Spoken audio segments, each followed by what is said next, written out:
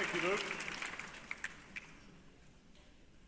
Next, help me welcome class valedictorian Skyler Flietstra.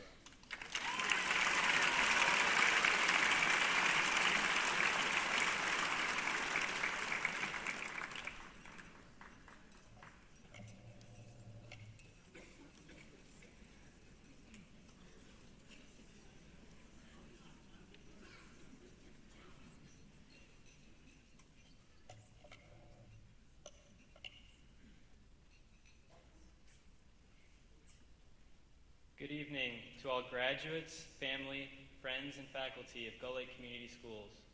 First, I would like to say thank you to my mom and my dad for shaping me into the person I am today, as well as my brother Dimitri for being there for me. I would like to thank all the teachers and staff that have helped me at schools I have attended: Jacksonville Christian Academy, Erie First Christian Academy, Gull Lake, and Camsey. And thank you, God, for creating this well-ordered universe. So, I wasn't super thrilled about this speech because I thought I would just have to sit and listen to some nerd talk for 5 minutes. But when I discovered that that nerd was me, I turned to Google for ideas. On YouTube, I saw countless videos titled "The Funniest Graduation Speech" or "The Best Speech Ever, It Will Change Your Life." Looking at these videos, I realized that the only important thing in a graduation speech is a clickbaity title on YouTube. So, I guess that means I really don't need these anymore.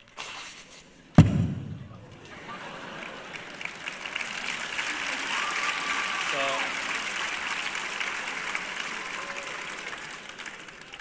I guess the video can be titled "Valedictorian Rip Speech and Goes Totally Rogue."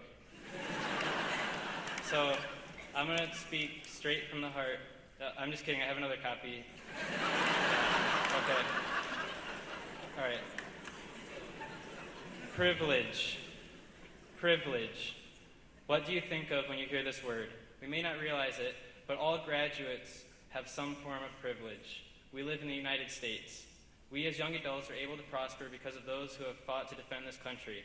We live in a nation where people can speak freely and open debate is encouraged. However, there is a growing pessimistic outlook to the future. How about we actually do something when we see a problem? Problems like someone being silenced just for having a different opinion. Let's make it our goal to leave this planet and its people better than how we found it at birth by behaving in a wise, selfless, and sustainable manner. We all have high hopes for the future of humanity. Right now, the Earth is amazing, with its vast oceans, incredible landscapes, protective atmosphere, and its unseen magnetic field. Thousands of planets have been discovered orbiting other stars, but few are even remotely similar to ours. It would be devastating if, far in the future, we turned on the hologram TV or looked outside and saw a world much worse than the one we have now. A future world with many more extinctions, a future with our freedoms stripped away, a future with sickness and hunger, a future with no future. We have the chance to create a beautiful, promising world for us and our descendants. We have the opportunity to slow extinctions, to develop new medicines and treatments, and to improve upon our understanding of science. So what will the world be like 60 years from now? A popular question to ask is, will humans have long-term settlements on Mars? I think some more important questions to ask are, will we be able to lessen the degree of world hunger even with a growing population? Can we produce efficient plastic-eating bacteria or manufacture more biodegradable materials to combat pollution? Will we develop cheaper, cleaner energy sources to power the future? And when will all war end? Those are big questions, but change happens in small steps. The class of 2018 can make a difference. How is this possible? Just take a look around you. Have you ever had someone thank you for something you didn't even know mattered? All you have to do is care, and you can change someone's day. And if you keep it up, you might even change their life. Solutions happen on the small scale first.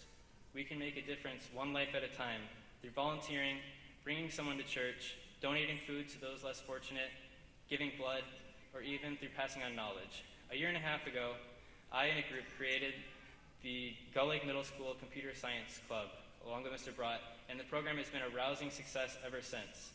It increased the interest in computer programming at the middle school. In the 1870s, Thomas Edison and his team conducted hundreds of tests to produce an economical, effective, and strong carbon light bulb filament that could withstand being switched on and off repeatedly. In comparison, we created a club on our very first try, so what does that tell you? It can't be that difficult to do the right thing. If you're skilled in a particular area, that's a perfect opportunity to influence the next generation. A lot of students have already done this through the Big Brother, Big Sister program and other volunteer work. But while we make a difference in the world, those who focus on addiction, destruction, death, and dishonesty can stand aside, wasting away in their short-sightedness. For 18 years, I have taken full advantage of what my nation offers, and personally, I'm choosing to give back through military service. Our great-grandchildren are counting on us to overcome our natural instinct to run from pain, from suffering, or from inconvenient truths, and to go out into the world and fix it. Let's not be ashamed of privilege, but use it to assist others in their own struggle to succeed. Inevitably, there'll be new scientific discoveries made in our lifetimes, but our task is not to sit back and wait. Our task is to go out there into the world and give back. But if we take more than we give, then we are a leech. It is easy to be exuberant or hopeful and say that you will do the right thing, but will you? Do not run from adversity. Attack it. Whatever the situation is that confronts you, defeat it. And also, be ready to help your friend, neighbor, or anyone who is struggling. If we do this, adversity has no chance, and mankind can advance. Thank you.